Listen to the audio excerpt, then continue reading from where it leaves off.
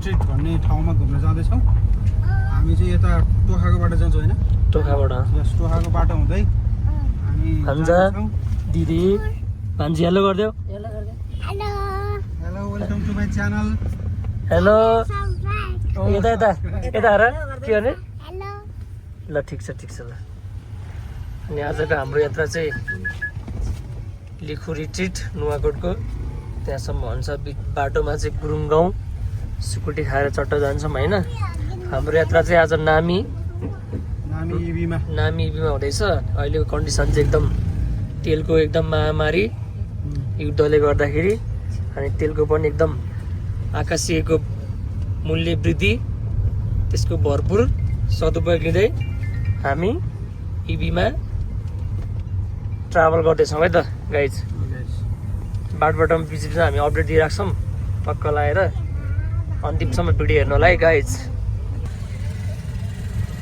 अहिले चाहिँ हामी बालाजी चोकमा आइपुग्यौँ। हामी चाहिँ मिस्टर नवीन पाण्डेजीलाई चाहिँ टक्क सामगुसीबाट रिसिभ गर्न आइपुगेको छ।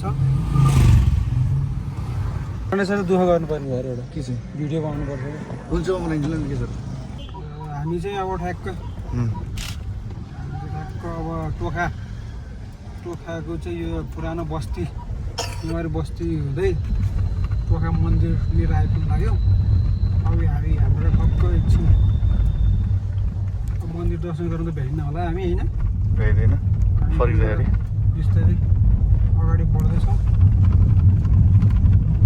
यो चाहिँ एकदम पुरानो नेवारी बस्ती रहेको छ। यो त्यहाँनिर चाहिँ फुलबनीहरू चाहिँ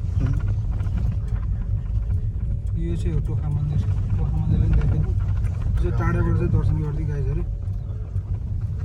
हामी चाहिँ टक्क सिधा जाँदैछ। अब हामी झोर हुँदै टक्क सूर्यचोर हुँदै होइन गुरुङ्गा हुँदै नुवाकोटसम्म पुग्नेछौँ। आज हाम्रो डेस्टिनेसन चाहिँ लिखु रिट्रिट नुवाकोट रहेको छ। गाइजहरू किप वाचिङ। गाइज अब चाहिँ हामी टक्क सूर्यचोरको डाँडाको तल टक्क यो हाम्रो के भन्छ होला शिवपुरी क्याम्प शिवपुरी राष्ट्रिय निकुञ्जबाट टक्क हिमालको भ्यू देख्ने ठाउँमा चाहिँ हामी टक्क हिमालको एकछिन चाहिँ हामी भ्यू हेरेर अनि तपाईँहरू हामीहरू टक्क तल झार्नेछौँ। ल गाइस एकछिन बाबुलाई तान्दा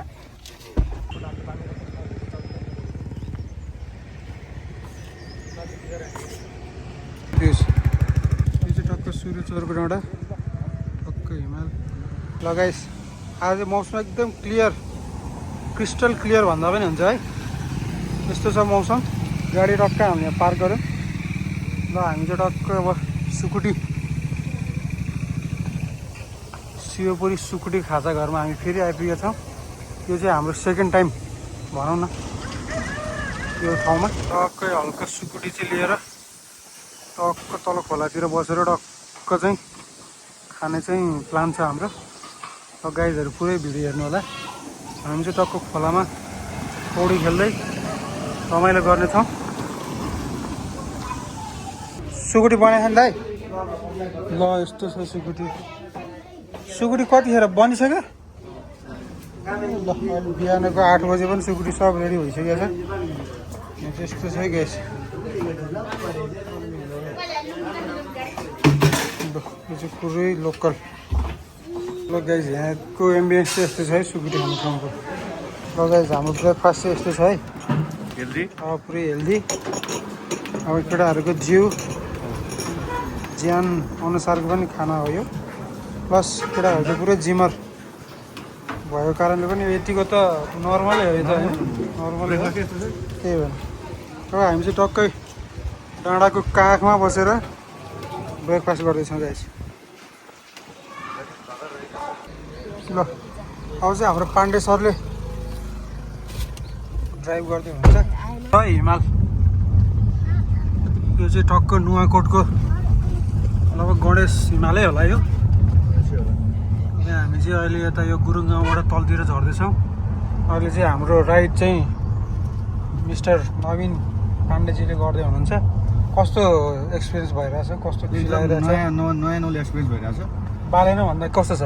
एकदम ठिक छ ठिक छ है टिभी त अब ठिक हुने नै भयो नयाँ मेन कुरा भनेको यसलाई चाहिँ खाल्टोहरू चाहिँ जोगाउनु पर्छ किनकि यसको ग्राउन्ड क्लियरेन्स अलिक कम छ त्यही अनुसार चाहिँ यसो बिचमा हाल्नु होला अरू त ठिकै छ अब यसमा एकदम सजिलो छ एकदम सजिलो स्कुटी चला जस्तै हो यसमा अब क्लच भन्ने भएन गियर भन्ने हुँदैन जस्ट ब्रेक र एक्सिलरेसनको खेल हो यो त्यही भएर केही कन्फ्युजन छैन यसमा आज चाहिँ मौसम बवालै छ हिमाल अझै बाहिरबाट खिच्नु भए चाहिँ बवाल आउँथ्यो होला तर पनि भित्रैबाट देखाइदिएछु पानी परेर चाहिँ बवालै भयो है हिजो अस्ति पानी पऱ्यो नि त ठिकै हुनु पऱ्यो नि त अनि ल हेर्नुहोस् गाइस हिमाल ल गाइस यस्तो छ भ्यू भ्यालीबाट एकदम नजिकै पनि यस्तो ठाउँ छ अब कतिलाई थाहा छैन होला अब यो सूर्य चौर भन्ने ठाउँबाट चाहिँ टक्क भ्यू देखिने हो यस्तो दामी छ है ग्रिनरी एकदम नेपाल चाहिँ प्रकृतिमा एकदम धनी भन्ने कुरा चाहिँ यसरी पनि थाहा हुन्छ यहाँको चाहिँ पुरानो घरहरू पनि देख्न सक्नुहुन्छ तपाईँहरू ल हेर्नुहोस् गाइस आँखै अगाडि हिमाल होइन यो नुवाकोट हो ल गाइस यो चाहिँ नुवाकोटको टक्क बजार त होइन यो गाउँ भनौँ न होइन गाउँबारी है गाइस गाउँ पाकेहरू न झलल थाहा छैन गाउँ चिन्दैन क्या तपाईँले अब चाहिँ हामी टक्क छरे भन्ने ठाउँतिर आइपुग्दैछौँ हाम्रो नवीनजीले चाहिँ बाबाले गाडी चलाउनु हुँदो रहेछ होइन यतिको भएपछि चाहिँ हामीलाई लगाइछ हाम्रो डेस्टिनेसन आइसक्यो हामी चाहिँ टक्क छरे अब हामी यहाँबाट टक्क राइट लागेर चाहिँ हाम्रो डेस्टिनेसनतिर लाग्दैछौँ टक्क हामी खोलामा टक्क स्विमिङ केटाहरू हाम्रो उलानी कार्यक्रम के थियो साँच्ची के बिएसएल लानु हुने होला रहेछ नि ल उतै ल्याउँला है गाइस ल यहाँ चाहिँ टक्क खोला पनि छ धेरै खानेमा मौसम चाहिँ दामी छ है आज गाइस यतिको चाहिँ मौसम हुनु पऱ्यो क्या यस्तो सिसाबाट हेर्दा नि यस्तो क्लियर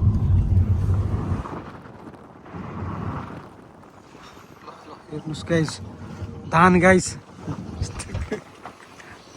गाइस हामी चाहिँ टक्क नुवाकोट जिल्ला प्रवेश गरिसक्यौँ हामी चाहिँ एकछिन हल्का रेस्ट सानो बाबुले भमिट गरेको हुनाले हामी एकछिन बाहिर निस्केका छौँ के छ मजा भइरहेछ गाइजहरू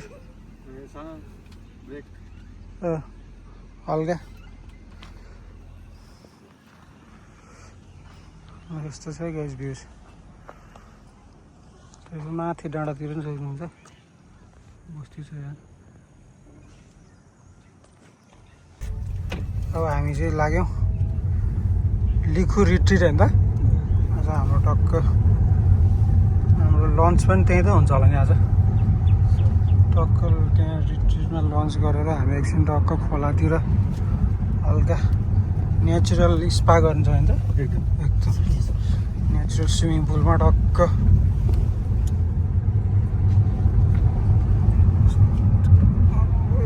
क्यामेरा राम्रो हो कि भ्यू राम्रो हो गाइस भ्यू पनि राम्रो मान्छे जानु परेन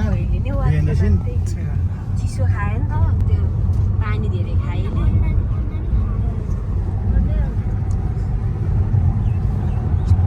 यतिको खोज्नलाई मान्छे कहाँ पुग्छ है अस्ट्रेलियाबाट हाम्रो त यहीँ अब घरबाट यसो खुट्टा झारेको होइन यहाँ आइपुग्यो यसो गाडीबाट खुट्टा झारेको हिमालतिर आइपुग्यो यस्तो छ बाटो चाहिँ हल्का कतै चाहिँ बिग्रेको छ अब माइबाट लिउँ भनेको यस्तै छ अब कथा भइरहेछ अब लिउँ भनेको लगाइज हामी चाहिँ टक्क हाम्रो डेस्टिनेसनमा आइपुग्यौँ कि भन्ने होला यो छ तल राख्ने पार्किङ लिखु रिट्रिट है गाइस ल गाइज हामी चाहिँ आइपुग्यौँ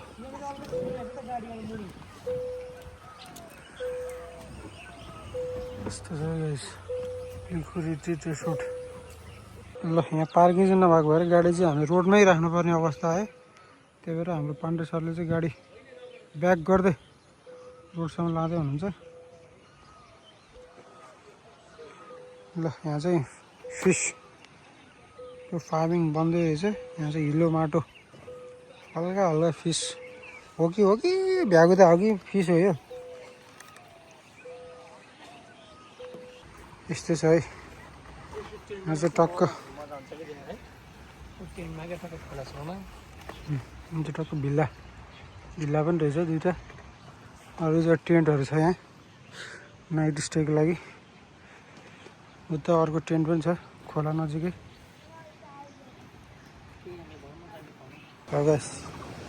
ठ्याक्क हामी खोलानिर नै आइपुगिसक्यो। कहाँ छ यहाँ त डुब्न मिल्ने ठाउँ?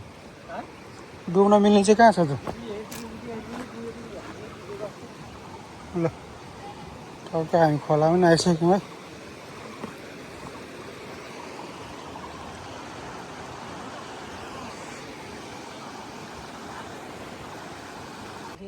चिल छ कि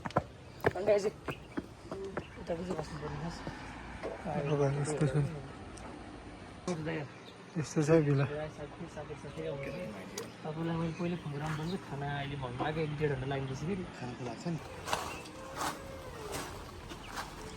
यस्तो छ यहाँ चाहिँ टक्क बसेर भान्जीले के ल्यायो भन्नु त? भन्नु नि के हो? काफल भन्दैन यसलाई? काफल भन्छ यसलाई? जुने काफल हिमालयन बेरी भन्छ यसलाई अङ्ग्रेजीमा। कस्तो खाना मिल्छ? ल ठिक छ। ल गाइस हामी चाहिँ एउटा टक्क स्विमिङ खोलाको खोजीमा छौँ। खतरा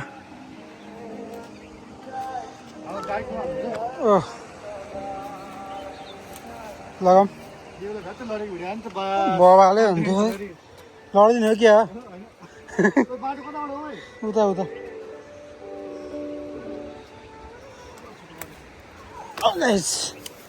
यस्तो छ बाटो हेर्नुहोस्।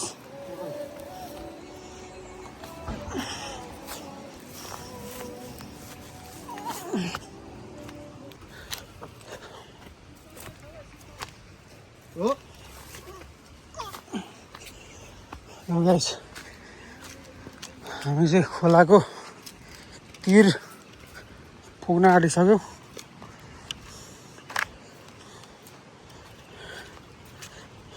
ओ त्यहाँ माथि बगाल रहेछ त।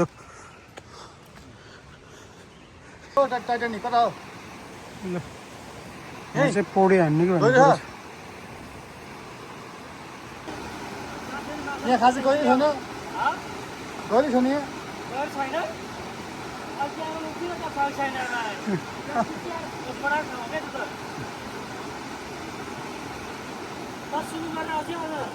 कसलाई मुनि मुनि आउँछु।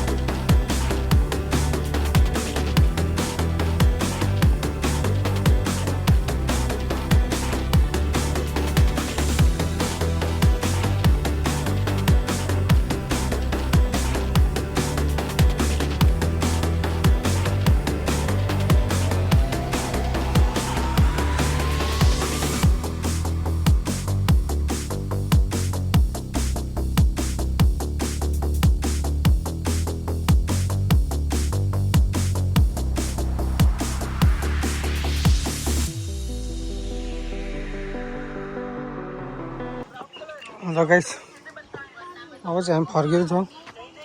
बेलुकाको लगभग कति बजे? 4 ठ्याक्कै 4 बजिसकेको छ। हामी यहाँबाट अब ब्याक टु काठमाडौँ गाइस। यहाँ चाहिँ स्विमिङ पुल प्लस गार्डन बन्दैछ। अर्कोचोटि आउँदाखेरि चाहिँ हामी स्विमिङ पुल र गार्डन देख्नेछौँ है गाइस। ल गाइस हामी चाहिँ लिखु रिट्रिटबाट चाहिँ ब्याक टु काठमाडौँ जाँदैछौँ। तपाईँहरू यसो आउनु होला फ्री टाइममा विकेन्डमा। यहाँबाट चाहिँ अब लगभग नुवाकोटको लोकल बाटो जान्छौँ भने हामी यहाँबाट ब्याक टु यो बाटो फर्किन्छौँ ब्याक टु काठमाडौँ। गाइस गाडी चाहिँ सल्लाह मात्रै रहेछ यहाँ। ल कस्तो छ पाण्डे सर, कसलाई सबैजना आउनु होला जति पनि दर्शकहरू हुनुहुन्छ। हाम्रो लिखु retreat best of the best, काठमाडौँबाट नजिक।